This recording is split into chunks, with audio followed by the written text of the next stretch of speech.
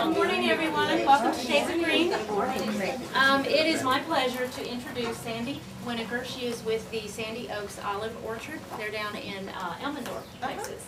And she's going to talk to you about all the wonderful things they do down there, growing olives. They make some wonderful body products. You know, the olive lotions and things that we sell here come from her place, and they're absolutely wonderful. So we're really happy that she's here, and I'll just turn it over to Thank you, Donna.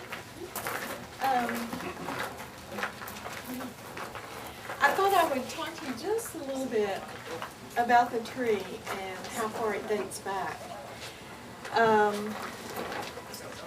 I ran out of handouts, and I'm going to have some brought down to Shades of Green, so if some of you that attended the seminar didn't get a handout, then they'll be here for you.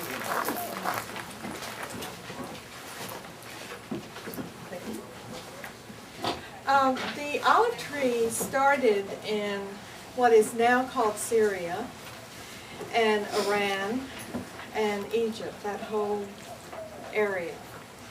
And I generally have to laugh when people say, well, it's not native to Texas. Well, guess what? It's not native to Spain, which is the biggest grower in the world. It was brought to Spain by the Phoenicians. It's not native to Italy, which if you were to do an association test and you gave the word olive, most people would probably say Italy. They've done a great marketing job. And it's not native even to Greece.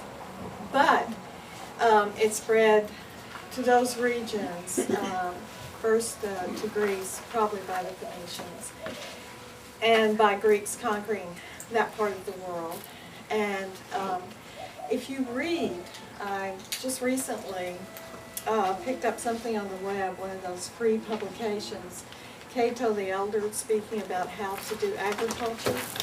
And a good deal of the agriculture, the treatise was devoted to growing olive trees. It was an extremely important product in ancient times, and of course is mentioned throughout the Bible. In Greece, it was so important that if anyone cut down an olive tree, it was an automatic sentence of death. Fortunately, that doesn't still prevail.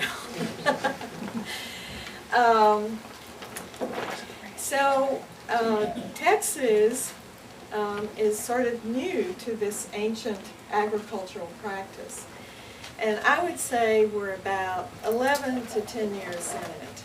The person that sort of really was very instrumental in bringing it to the attention of a lot of people initially was Trig Dilley. And he started out a small orchard in Dilley, and his friends, the Andersons, also started a small orchard in Dilley. They now have a fairly large orchard of around 7,000 trees. So, and then, when did Jim plant his first tree? Oh, I'm putting Jim's sister on the spot. Jim Marmion has an orchard in Asherton, and his trees were some of the first trees planted. And there is a fella up in Wimberley, Jack Doherty, who also planted about the same time. So altogether, there, and then I planted my orchard. I think I came a year after these guys did. So all of us, there were about 8 of us that planted in the first orchards that were planted. And I will tell you that we were told that it wouldn't work and that we were absolutely crazy for doing this. But I think enough of us had traveled to other parts of the world, and we had seen that the olive tree grows in so many different climates that it just didn't seem to me that that we couldn't. I just felt we could grow them here, and obviously the other people did too. And Trig has since moved on to Italy, where it is much easier to grow the olive trees, but I think his heart was always there anyway. I think that if you look at the first page of your handout, you'll see how many places have olive trees growing now. And it's pretty impressive. And actually, I need to update this because there are even more places. Initially, they said that they wouldn't grow down in this area at all, and they do, and they produce. And they said you absolutely could not grow them up in this area, and up near Corsicana, the northern part of central Texas, and they are growing and they are producing beautifully. So I think the olive tree will continue to amaze us. But the last magazine article that I read, they calculated that there were now 48 orchards in Texas. So from just those few people that started, 10 years later we have that many people growing olives in Texas. On the second page, and we're not going to keep on referring to this that much, it shows a list of all the countries where they're grown and approximately how much olive oil they're producing per year. And you can see that Spain is at the top of the list. It's the major grower. The olive tree is a very big family. The olive family includes forsythia, jasmine, lilac, ash, and of course olives, and all sorts of unexpected members of that family. But I'll say from the outset, it does not include what's called the Texas olive, the sweet olive, or the Russian olive. None of those are members of the olive family. So we'll kind of square that away right away. Because this is one of the chief questions that I always get. Is the olive tree in front of the Alamo truly an olive tree? No, it's absolutely gorgeous, and I have a few out at my place, but they are not olive trees. There are about 700 different varieties of olive trees, and I have tried 25 varieties.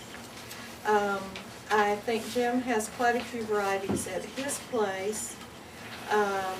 The Andersons also have quite a few varieties. They planted heavily the Tuscan varieties because they were following Trigg's lead at the time, and Trigg thought that the only olive oil in the world that was worth tasting was the Tuscan olive oil. My feeling from the outset was that those trees that grow well in Spain will grow well here. And so I tended, or if they grow well in the Middle East also, that they'll grow well here.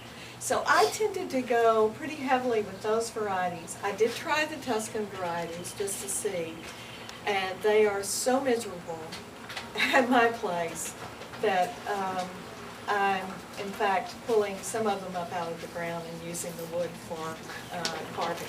So,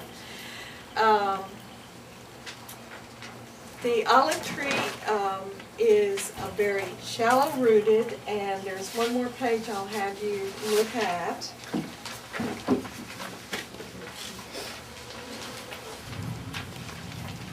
And if you'll just kind of stay with this page for a minute. You can see the root system on the olive tree. It is extremely shallow, and the olive tree will grow in, and you can see also that the roots are reaching well beyond the canopy. The olive tree will grow in any soil from, I thought it was 5.5 was the limiting factor, but apparently it will even grow in soil as acid as 5.0, up to an alkaline soil of 8.6. So you can see that the type of soil it grows in is not